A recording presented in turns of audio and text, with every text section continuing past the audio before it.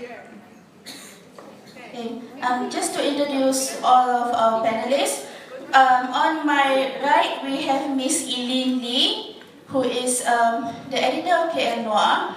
She is also the writer of 13 Moons, and she is an excellent cyberpunk writer who has read extensively in the field. We have here Zedeck Siew, who is one of the writers of Cyberpunk Malaysia. Pretty good story. You have Tina Isaacs, also in Cyberpunk Malaysia, and oh, I can't say that. Okay, I can't say that, but she also writes Cyberpunk. Her first Cyberpunk story was published in Cyberpunk Malaysia. And Fadzlishah Johanabas has published a Cyberpunk story in Interzone, and it was in the same issue with Alistair Reynolds, right? Yes, so woohoo! We have that, so we have here 4 very different people who have approached Cyberpunk from a very different perspective. I'm going to be asking them a few questions, and the mic will be passed from person to person, and there will be time for questions. So my first question is, I'm trying to not to sound too evil here. What do you understand by the term cyberpunk, Miss Eeleen? You want the textbook version or my version? My version.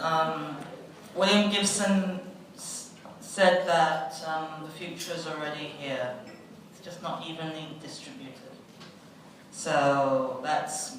I'm going to explain more. Cyberpunk would be it's not really a genre per se, it's more of a literary movement. And people think it grew from, 1984 onwards with the publication of Neuromancer. Actually, there were cyberpunkish novels and stories written before that. First, one that comes to mind is John Brunner's The Shockwave Rider, which actually features someone hacking into a primitive analog computer system. I read it a long time ago, but I'm not sure how. So it's basically about people, usually a bunch of rebels, trying to stick it to the man. The man being evil corporations, evil governments, and rebels or people on the fringes hacking into the systems, using wearable technology to game the system, and sometimes the system games them. And there's a whole. It also ties in with noir. There's a lot of elements of noir in it, as in Blade Runner and Strange Days. So that's cyberpunk for me. So yes, and over to you. Basically what she said. But seriously, I've always understood cyberpunk to be a kind of present-day dystopia with basically punks. Resistance, resistance from people who are nobodies, who have managed to use the tools of empire against the oppressors. In very DIY way. So yeah, that's what I understand it to be traditionally. So you said DIY and I got excited. I've always seen cyberpunk as having not just a cybernetic kind of aspect to it, but a DIY aspect to it. You would like to talk more about it because you see it a lot in Gibson stories and in cyberpunk kind of pictures, the cyberpunk art. So you want to talk more about the visuals of cyberpunk? Just a bit.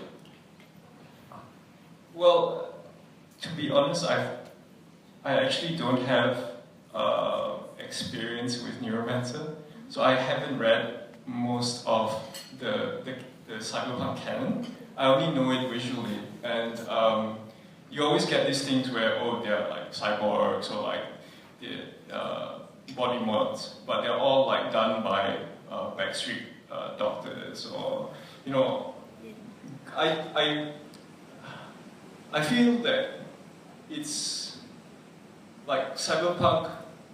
I understood it as, and visually the sort of visual language is graffiti of the future, of tomorrow. Yeah.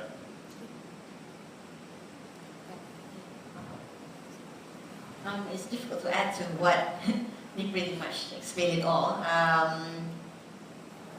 Maybe if you're looking at something visually, we can talk about movies that are clearly cyberpunk, like Blade Runner has been mentioned, The Matrix, talking about issues where the government or organization is overthrown maybe by the lesser folk using the same technology that put them in that situation. And it's always a struggle between these two forces. And I think that's one of the main essences of cyberpunk.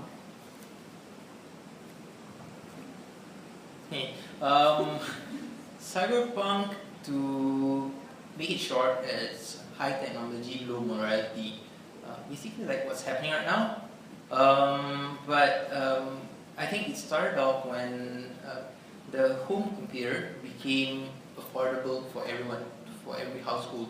Because if you see back all this like old pamphlets, advertisement, one computer unit was like 15K only.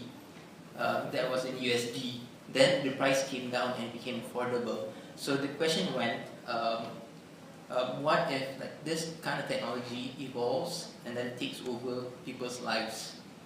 So I think that was the initial discussion, and also there was some discussion about this all this like government bodies and all these corporations. Basically, they're controlling people's lives, and the ones who are oppressed are the low socioeconomic background and status. So this is a story about them. They want to fight their way back. They want to leave their mark in the world. They want to go against, that Eeleen said just now, they want to go against the man.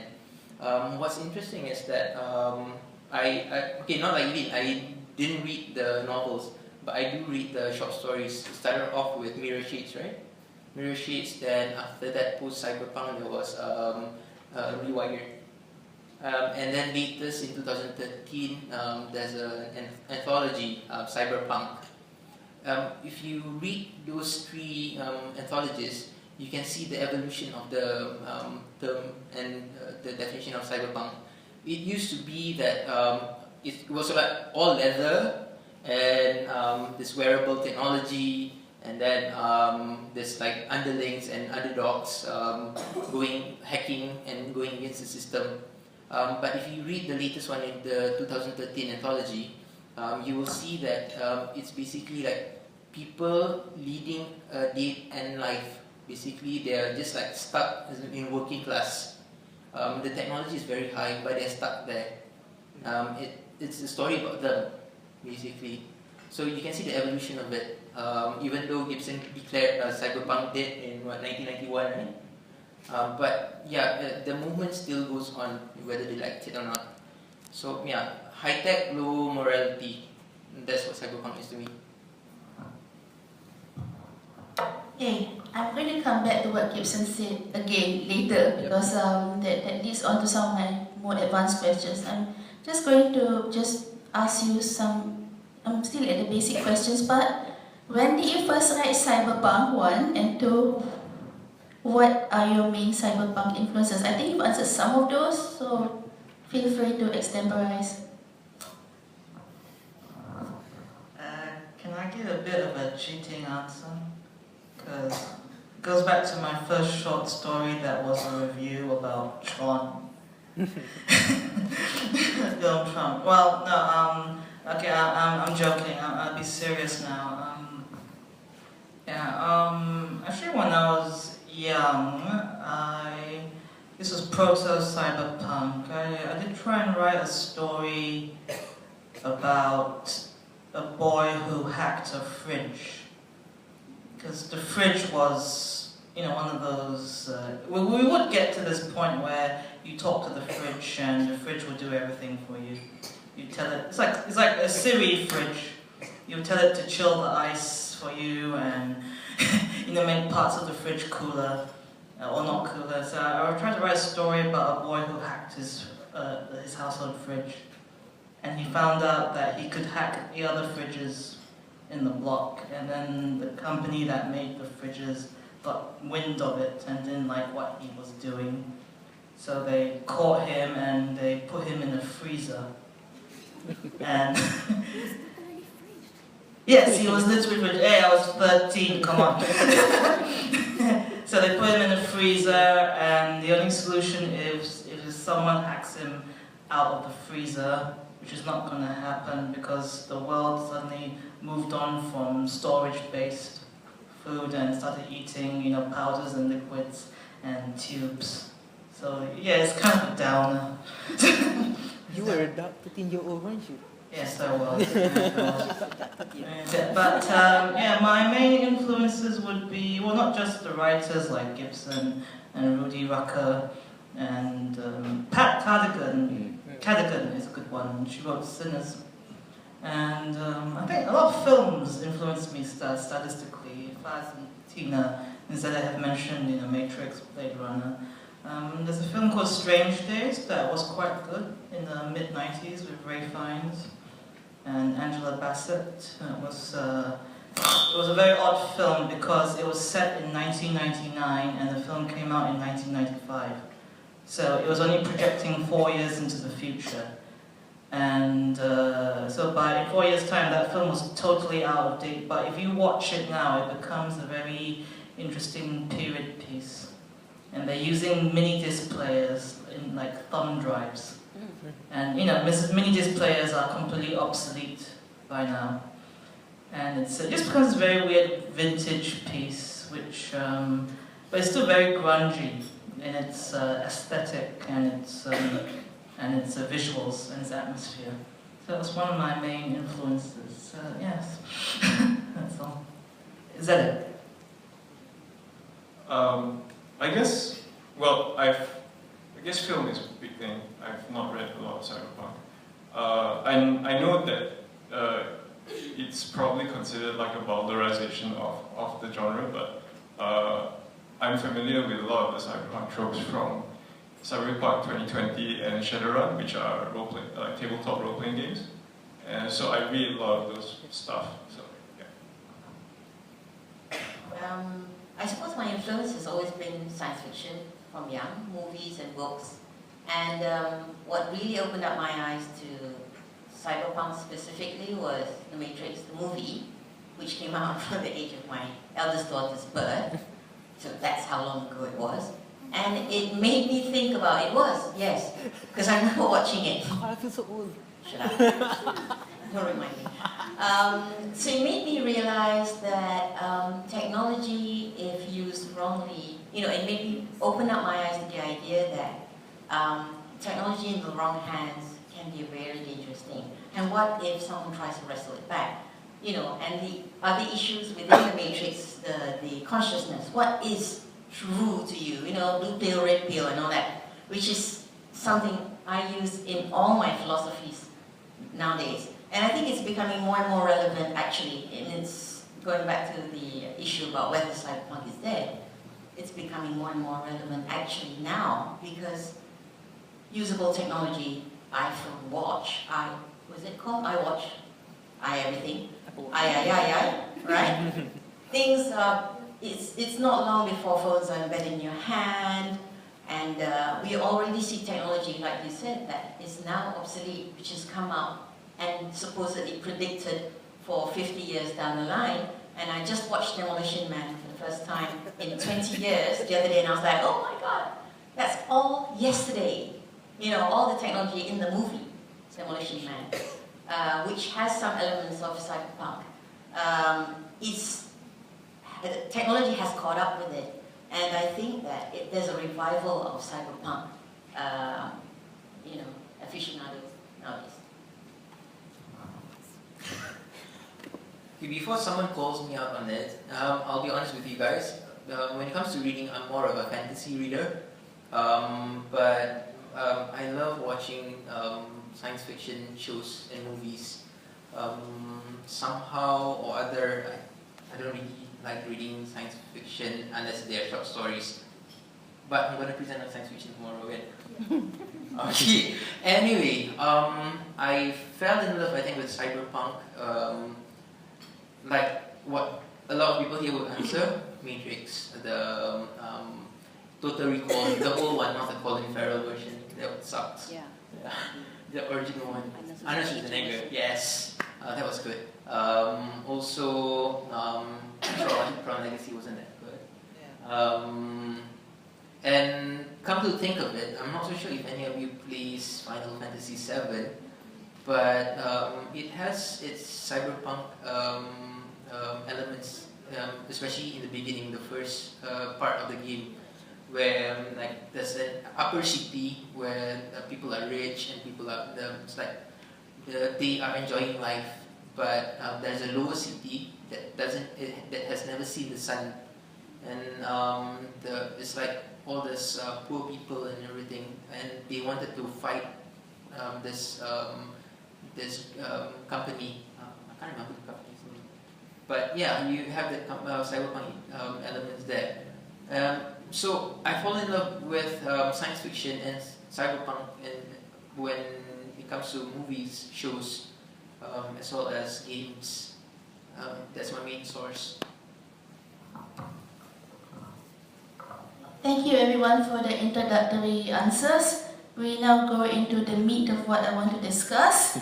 Oh, don't look so scared, it's not that bad.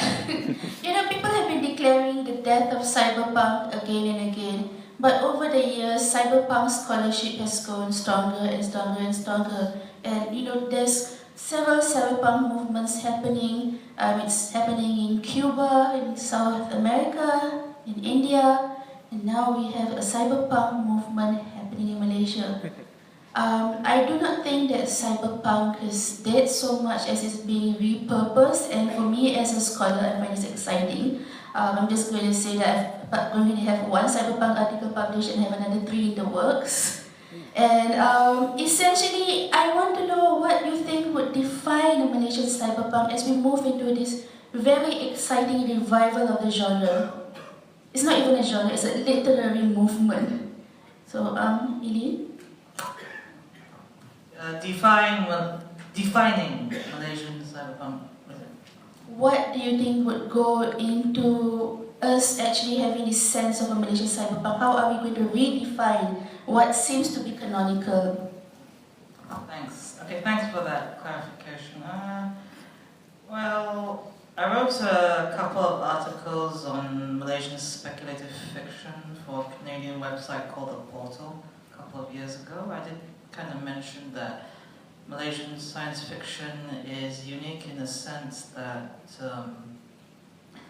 because I know I'm gonna sound like a tourist brochure, but we do have a multicultural society, and it's not only. I mean, you can use cliches like melting pot and many colors and all that, but the united colors and all that. But I do find that there are lots of spaces that mingle and collide in Malaysia. I mean, call it what you want: racial space, cultural space, religious space, and even language. Because in Malaysian we're all polyglots, whether we like it or not. And Wittgenstein said that, like it or not, you are a creature of language.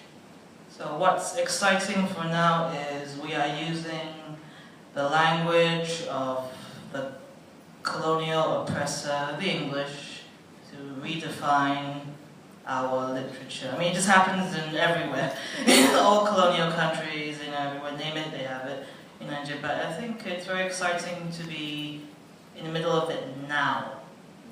In the middle of it now. And so it's not just, robots and lasers and people with, prosthetics wired to their brains and something. I think it's, it is exciting. It could be a very exciting time, and I think that we shouldn't be scared to be Malaysian. I just had this discussion with my mentor group. It's like how far do you go in being Malaysian, especially in dialogue and characters, without being too stereotypical and making caricatures of everyone, and I think you just have to not let that get in the way of story. and just have to keep pushing forward. Like Fuzz, he wrote a story about a robot who becomes Muslim. Is it? Yes, or was it converted? Or Becomes Muslim, yeah. becomes Muslim, so which I think is very, I mean, some might say that's pushing the envelope, or, you know, that's pushing the envelope out of the stationary section. That's a step too far, but I think, like Ian McDonald said in a session during the Kuala Lumpur Festival, you know, don't be afraid, we shouldn't be afraid, because, you know, it's an uncharted region now, it's very exciting. So anyways, that's it. Your question was about what do you think cyberpunk will become or should become? What do you think, how do you think you would redefine cyberpunk from a Malaysian context? I'm not sure. Well, following on to what Eeleen said about the heterotopias of our region, so aesthetically we kind of already have a cyberpunk. We live in a cyberpunk city. Yes. Repurposing it, I guess, if cyberpunk is about an examination of how the soul-crushingness of technology without moral principle, then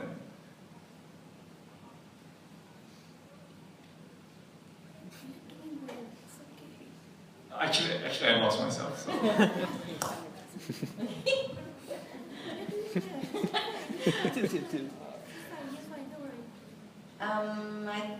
If I may just, I'm not sure if I'm answering your question, but just talking about cyberpunk in relation to the Malaysian context, Yes. I think it's become relevant to the Malaysian society as a whole of late because of the political developments in Malaysia. Being what's the word?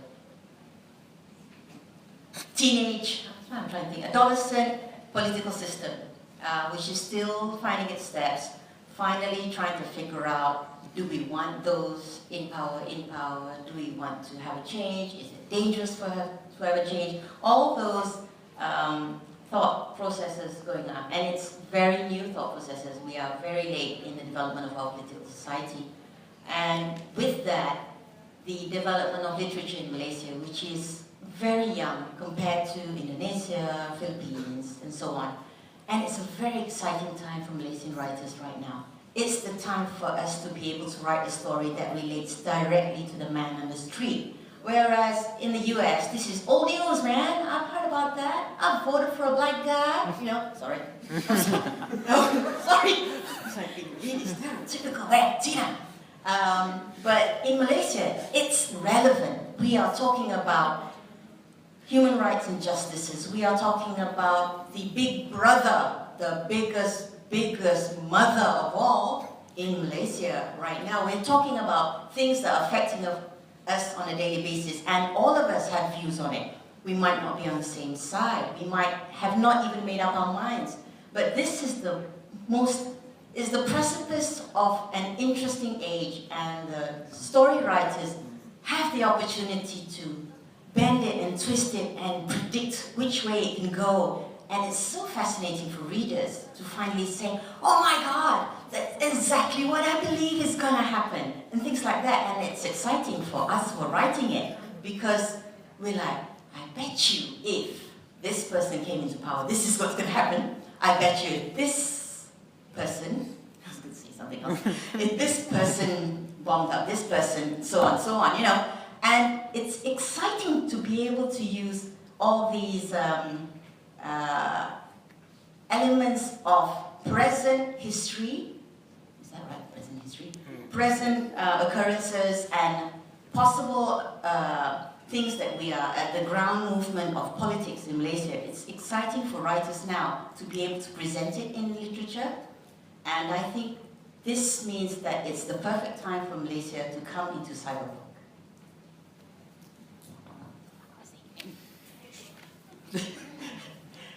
Katina took the words from me. Not a swear word, but okay. What I was planning to say was that yes, it is exciting, but it is also scary because if you see now, books get banned, publishers get called to court. If you see something wrong, you get screwed for that, and then you can see that okay, we are politicizing things here, but you can see that our country is spiraling down. Right? These are all the elements of cyberpunk because we have all this high technology, and we have like corrupted. I'm gonna get myself into trouble here, but okay, you know what I mean. Hopefully, there's no one. Okay, anyway, you can see it spiraling down. So you can just imagine people extrapolating it. Right? They can make their own conclusions, and I think. But Anita will talk about Cyberpunk Malaysia a little bit later. But now that it has started, and suddenly on Twitter, on Facebook, and people saying, "Dude, I'm writing this science fiction piece. Dude, I'm writing this science fiction piece." So it's already starting. People are actually looking at science fiction, and it's becoming mainstream. So much so that I'm thinking like maybe I should branch out somewhere else, and not just write science fiction.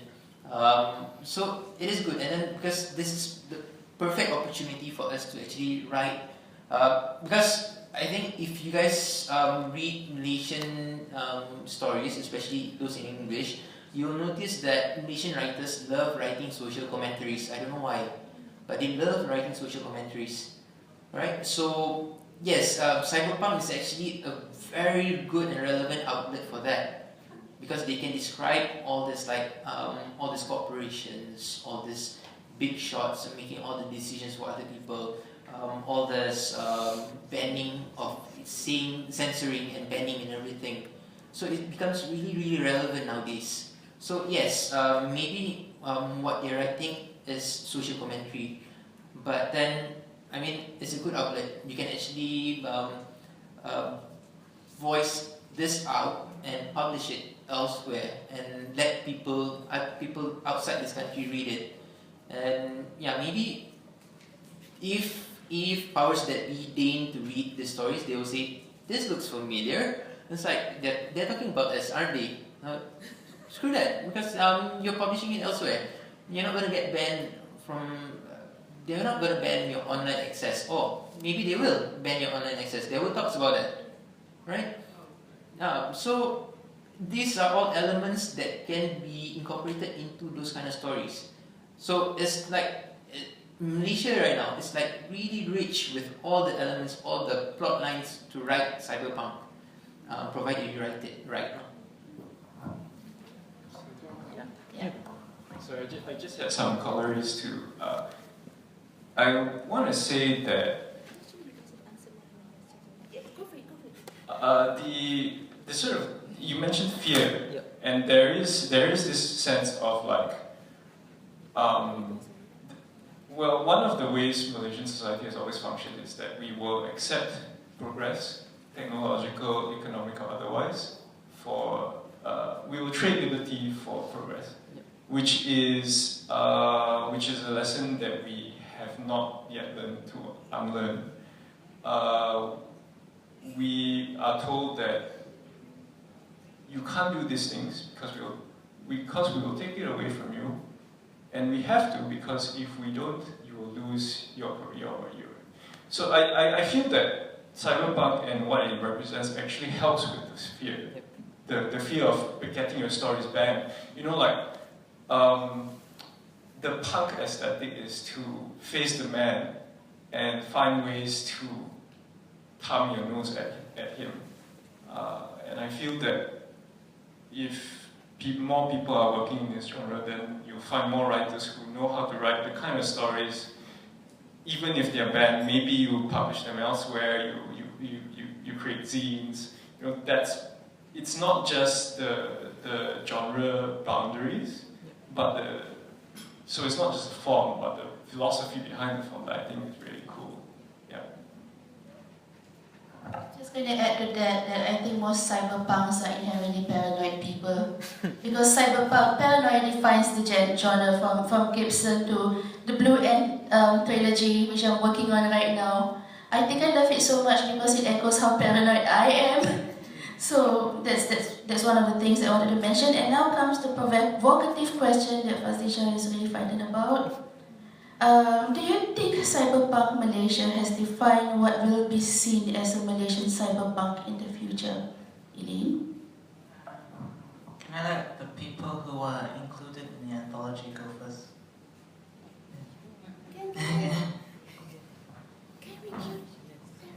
Okay. My first cyberpunk story was included in the Cyberpunk Malaysia.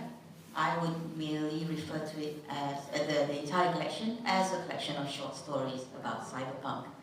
I think it's a good development insofar as cyberpunk literature in Malaysia is concerned, but it's not the end all be all. I would really love to see a lot more. Let's saturate the market. It already is saturated. More. I mean, in Malaysia, Sorry. because there hasn't been enough. I think it's encouraging that more and more publishers are now looking into publishing science fiction as a result. Even Malay anthology European books are thinking about publishing science fiction, and they don't even realize that it means mostly cyberpunk. And I just see room for lots more. So personally, I don't see it that way because we could write anywhere. All of us are sending our stories all over the place. Freaky paranoid people that we are. The question was whether you really find. Do you think that Cyberpunk Malaysia will define what would be known as a Malaysian cyberpunk in the future? I'm not sure as to how influential this one anthology would really be. I definitely didn't go. When I wrote the story, I didn't write the story for the anthology, and I was certainly not writing a definitive cyberpunk story. So I'd like to say that I think the publishing is so fast now, so vibrant. I don't think it. Yeah. I'm not in the anthology. Oh yeah. That's precisely why I want you to answer. Sorry. You want to go first?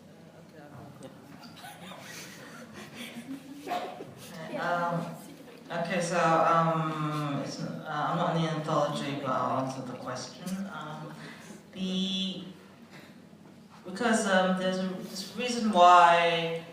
I don't know if you guys have seen the cover of Cyberpunk Malaysia. It's a reflective surface, which is I think was it Fuzz who said it's reminiscent of Mirror Shades, Bruce Sterling's seminal anthology of Cyberpunk Mirror Shades. Whereas I asked the publisher Amir Mohammed, why did you do that? He was like, oh, it holds up a mirror to yourself. A murky mirror which is, significant of society and the reader. And I thought, nah, you sacked the illustrator, didn't you? No, I'm joking.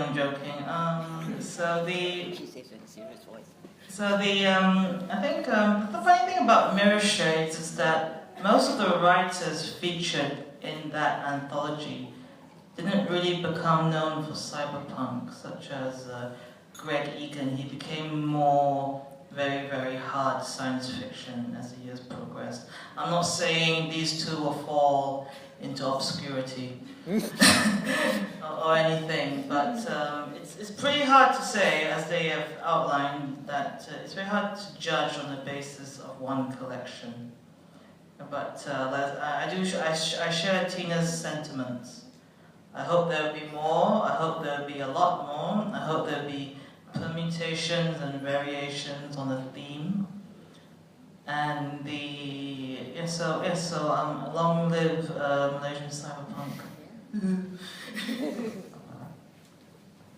Okay, disclaimer for me again. I originally wrote 2 stories for the anthologies. One of them I decided, dude, this is like a really good story. And I had time, so just tried Interzone, and Interzone accepted.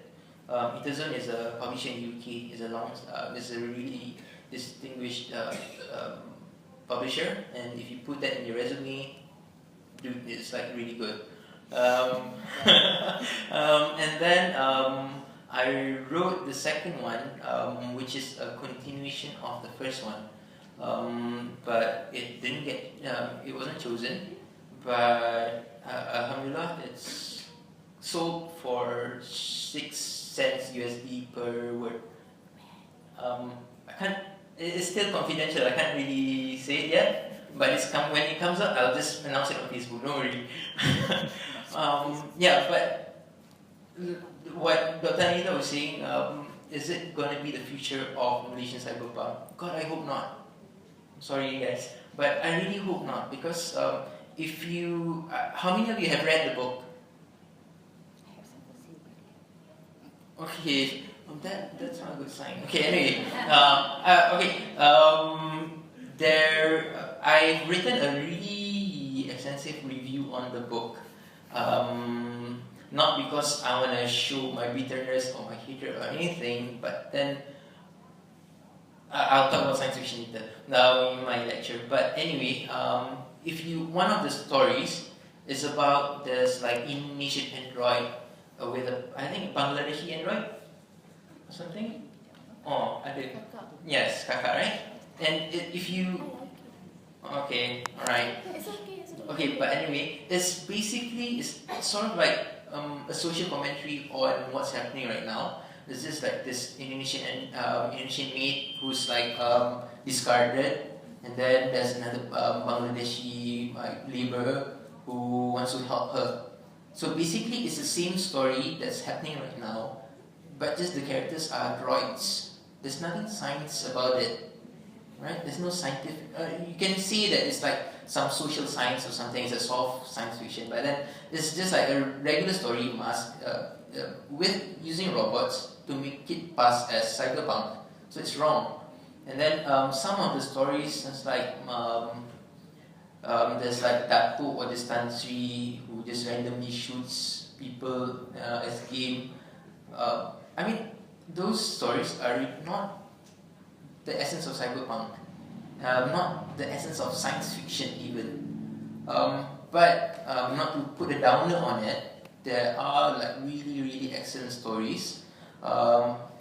You should read Katina's story. You should read Zedeck's story, right? And some, sorry, Terrence, yeah, the Spambot story. Yes, I love the Spambot story. It's really whimsical. It's really you wouldn't say it's like science fiction per se, but it's relevant and it's fun to read. So that part is also important. But okay, if you want to come to think about it, they said that there were 100 entries in the anthology. I think 14 made it.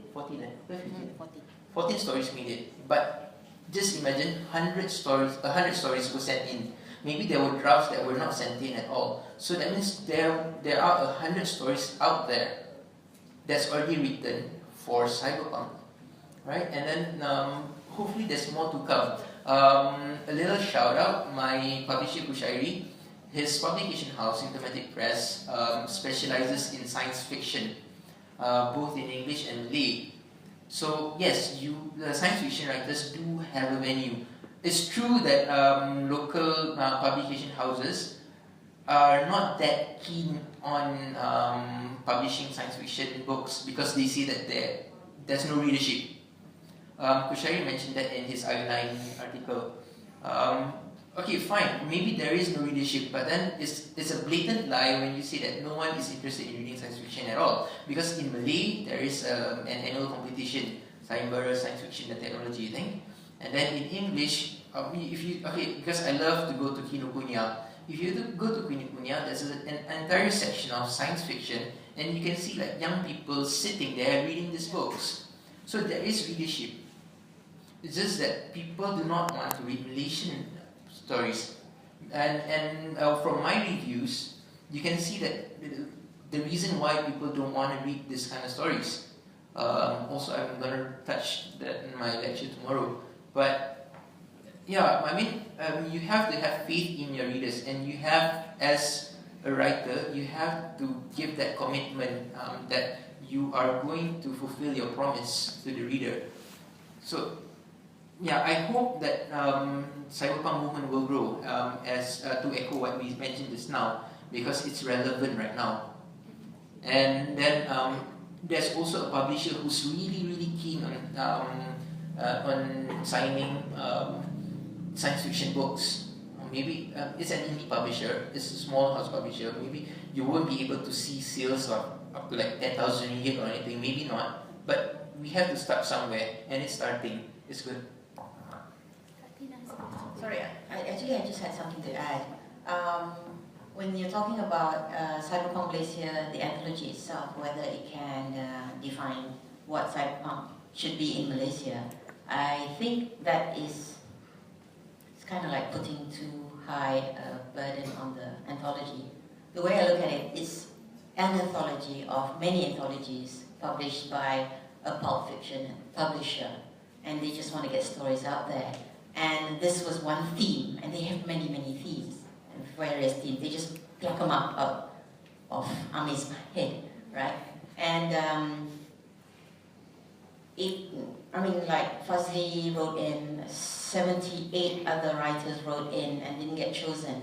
And it could have been for a number of reasons, not specifically, I think, of all of them, would not have been, is this a cyberpunk story? I don't think that's how Zen, of course, I can't speak for her, but I'm saying she would have looked at what would she like to put in, what variety would she like to create. You know, I mean, personally, when I read it later, I was surprised to see 3 stories about Indonesian maids, or maids.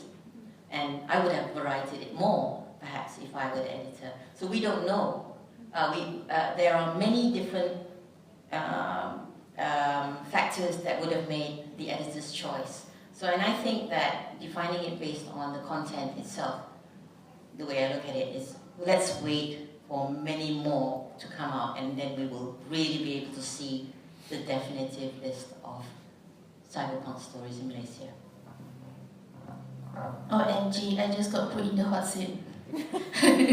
No, seriously, the reason why I asked this question is because Cyberpunk Malaysia is the first Malaysian anthology of cyberpunk. As Fadzlishah mentioned, 100 entries. That's 100 people. Out of those 100, perhaps 70 to 80 had never an inclination of writing cyberpunk in their entire lives. Before the anthology happened, it set the tone. It has saturated the overseas SF market with Malaysian cyberpunk. I am not lying here, that's the truth. What are we going to do with all of these writers? We can't kill them? No, sorry, I'm kidding. We need to provide something for them. So if Cyberpunk Malaysia has set the tone for it, what do we do now?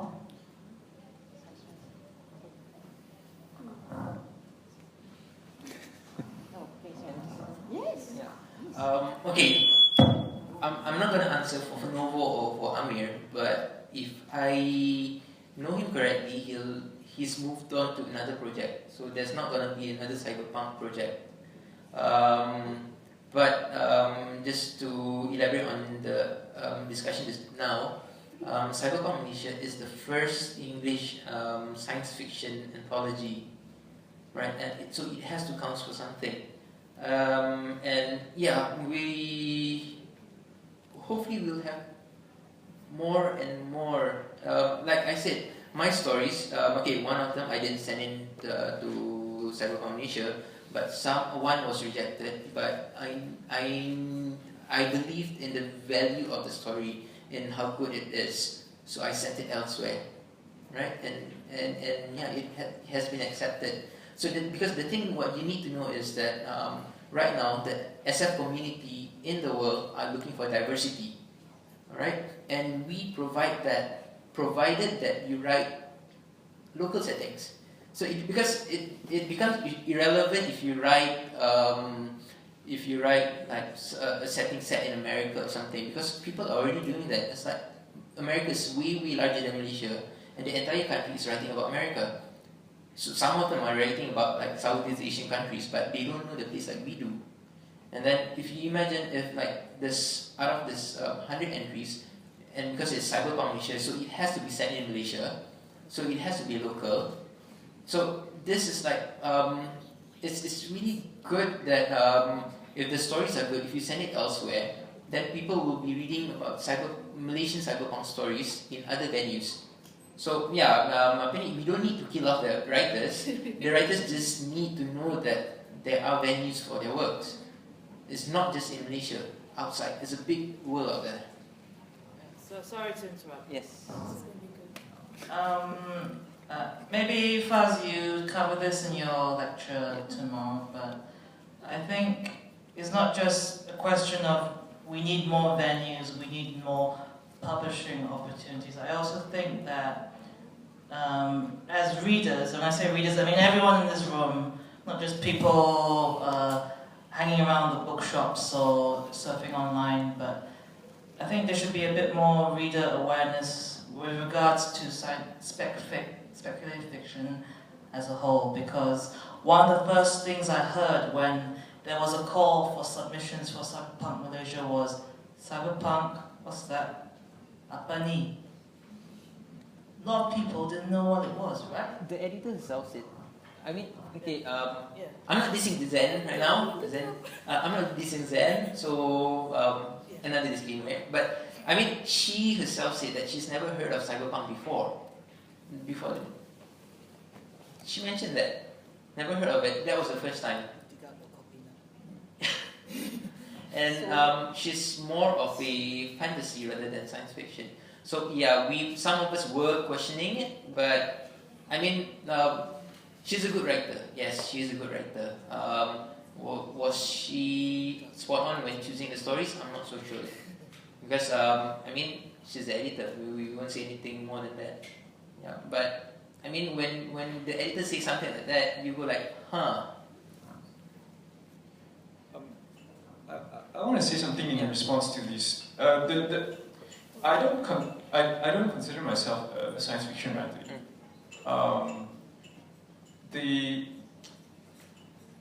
So there's kind of I'm getting a kind of sense of like, this is our time in the sun. No, we just want to make it last, basically. Yeah, but the thing is, maybe I'm leaning too much on what I know of the punk movement, and I don't know how connected cyberpunk is to the punk movement. But basically, punk is a subculture that drives itself. So, where are the zines? Where are the fandoms for Malaysian cyberpunk? So, I think maybe then that might be a better way to sort of couch it, instead of like sort of Fixi, this up and coming publishing house is publishing cyberpunk for the first time. Wow, we've got to really define it now. I think you build a fandom, and then the mainstream will pay attention to you. And the fandom, is it there? That's my question. I don't know, because I don't.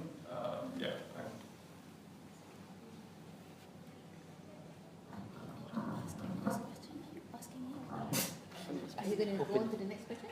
No. See, for me to answer that question, I'll have to talk about my research, and then everybody's going to fall asleep, or I'm going to talk for 5 hours or 24 hours, and we don't want that. I'm going to ask the next question. You will all breathe a sigh of relief. Let's talk about futurism from a Malaysian perspective. What is your vision of a Malaysian future? Is it dystopian or utopian? Does it have robots in it? Dystopian. I think with the current personnel in charge, it could be myopic. More than dystopic. Thank you. I'll be here all night. Or utopic or dyspeptic, you know.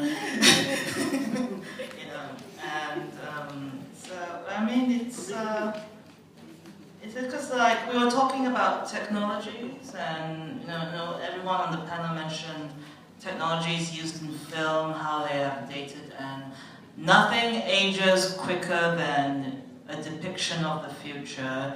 You watch RoboCop 1987 version, and that really doesn't look like now. What they thought 2015 would look like doesn't look like 2015. And there used to be a program on British TV called Tomorrow's World, where they would showcase every week. Beyond 2000, Tomorrow's World, yep, same concept. They would showcase so-called future technology and said, yes, you will all be using this in your everyday lives, and nothing on Tomorrow's World ever happened. Ever happened. They say there'll be a water jet you can use to cut your food. You push your food through like a sewing machine, and it will cut your food into square pieces, and this will be used to replace your cutting knives. And then they said there'll be instead of music albums, there'll be video albums. Musicians will be able to make music videos and sell them as compilations. That didn't happen. The only thing that happened on Tomorrow's World was the CD. And we know what happened to the CD. None of you have ever... When's the last time all of you touched a CD? Right? That's what... Oh. 3 years ago. 3 years ago! My hospital season uses CD. Sorry. So you buy a laptop now, there's no DVD drive. There's no ROM drive. So my point is, nothing ages further than the present. So you're asking about technology. I would say, so you're asking about legacy. Dystopia. Futurism. You're asking about futurism. I would say that check back in 20 years, if I'm still here. Because if everyone is still here, because out of chaos normally comes order. And normally it's a bright, shining order. Hopefully, fingers crossed. Fingers crossed, but not too shiny, okay. Not too shiny at all. And I don't see a complete, absolute dystopia, because those are, in real life, that's impossible. If you see the sort described in, okay, don't talk about North Korea, okay, but if it's like the sort described in Hunger Games and Maze Runner, I mean, that's not really dystopia. It's got dystopic elements in it. But really, how feasible is it to to divide a country into 12 districts and have games every year and kill 12 of the best young, bright, shiny youth from it's just not feasible, because after the first year, one district is really going to get pissed off. Really going to get pissed off, and most of them are mining coal. And I was born in England during a miners' strike, and I know how disruptive that is to a country. So that's just it's really not feasible. It's really not feasible. So but I don't think complete utopia too is not possible. It's really not possible at all, because if you think you're living in a utopia, there's been some mass collective brainwashing going on somewhere. If aliens came down, we're all happy with our shiny party and the people in charge, let's sing patriotic songs until dawn. La la la. Okay, so yeah, over to your question about futurism, I actually don't understand it. Yeah. Futurism is an aspect of SF in which SF writings do to a certain extent predict the future. Yeah, so in your vision of a future Malaysia, yes, what you would see or predict for Malaysia? I want to talk about what I hope to see. Because, and obviously the subtext is, I'm not sure whether this will come true. I hope to see less capitulation. I think I wrote the story in Cyberpunk Malaysia, and that story is about rebels capitulating. They grow older. They want to settle down. They got a juicy contract from a corporation. It's time to like use art, use the system to get what you want. And that happens. That has happened throughout the history of our nation state, and continues to happen. Even you talk to like people, you talk to people who went to Persei, for example, and they said, "Oh, I'm just here to make the numbers." Don't do that. That's terrible. Don't give your liberty. Don't delegate your liberty to someone else. I feel that's a shirking of responsibility. Yeah.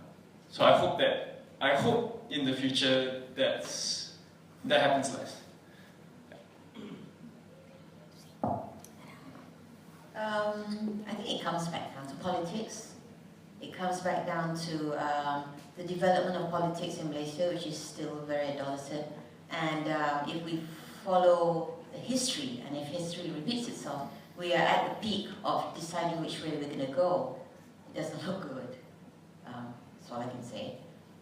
But unless aliens were to come down and take everyone over, I don't see utopia coming anytime soon.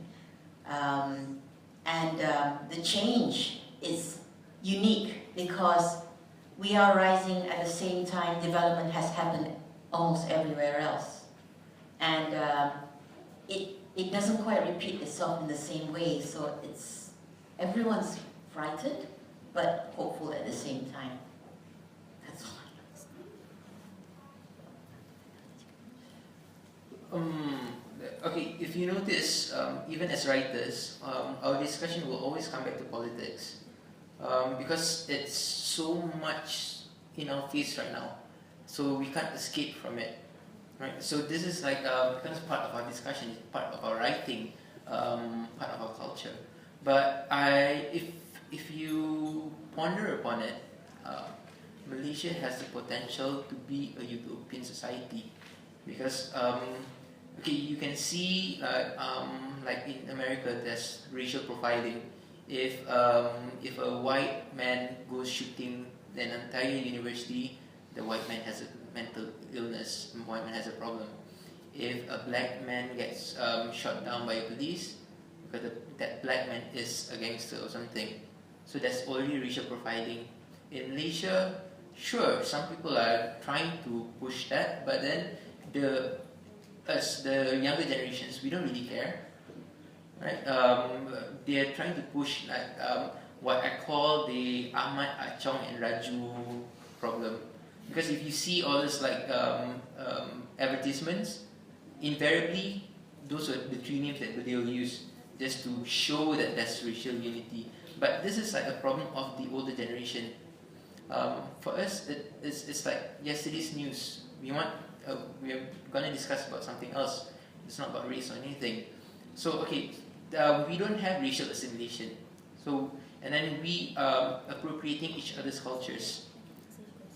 So yeah, I mean we have that potential, and then Malaysians are generally friendly and we are good people basically, right? Just that things are not happening so well with the powers that be and the potential powers that be. But then again, as a people, yeah, I mean, we have that potential to become a utopian society. Definitely. I mean, I'm hopeful. Thank you. I'm glad I had one hopeful answer amongst the gloom. My answer would have been very gloomy also. I'd like to thank everyone here present who have actually answered my questions. Could we have a round of applause for them, please? Can we have an extra round of applause for Zedeck, whom I shanghaied just now, and he thought he was just going to be a participant? But you did well, all of you did well. Thank you, everyone. Some of you will need to stay here because we're going straight into the reading session now. We're running a bit behind time. Yeah.